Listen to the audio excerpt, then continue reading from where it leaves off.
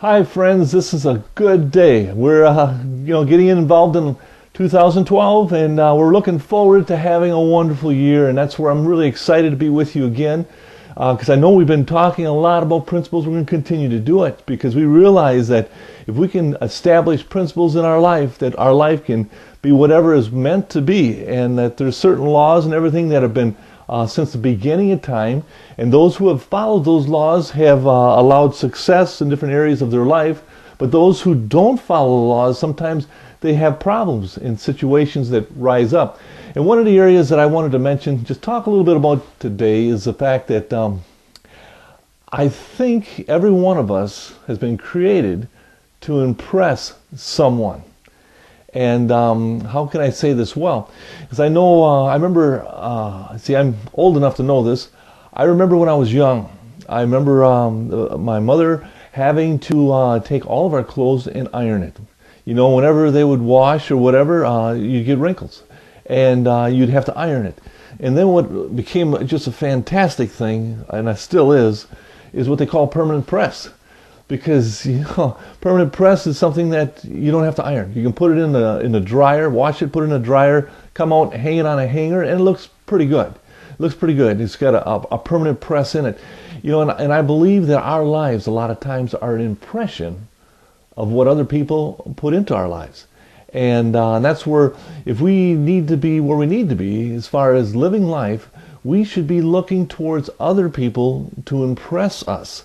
Because what happens when they impress us, part of them becomes part of us. And as we're impressed over a period of time, that impression stays within us.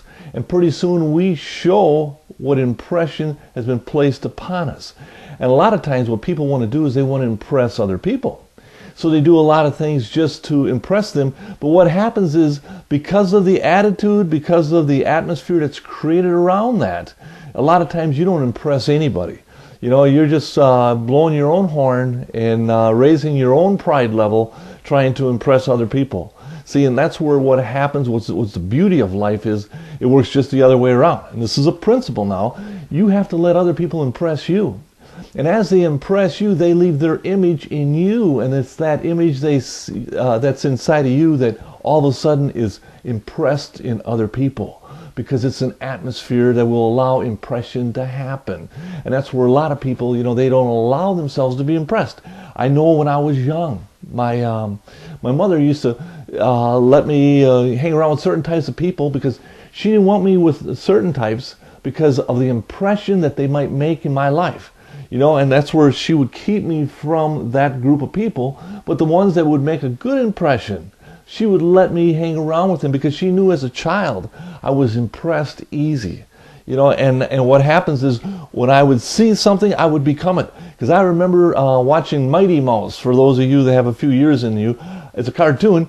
I remember taking a cape, putting it on my shoulders, and jumping off the kitchen table, pretending to be Mighty Mouse. See, there was an impression made in me by just watching that show. And that's where I just want to encourage you to grab this idea maybe a little bit and try to get yourself in a position where you can be impressed in a proper way.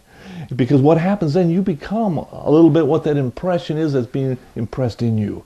And what happens when that impression gets inside you, you'll have something good to impress other people with. And it won't be something with pride and stuff of that nature, but it'll be something that was implanted in your life.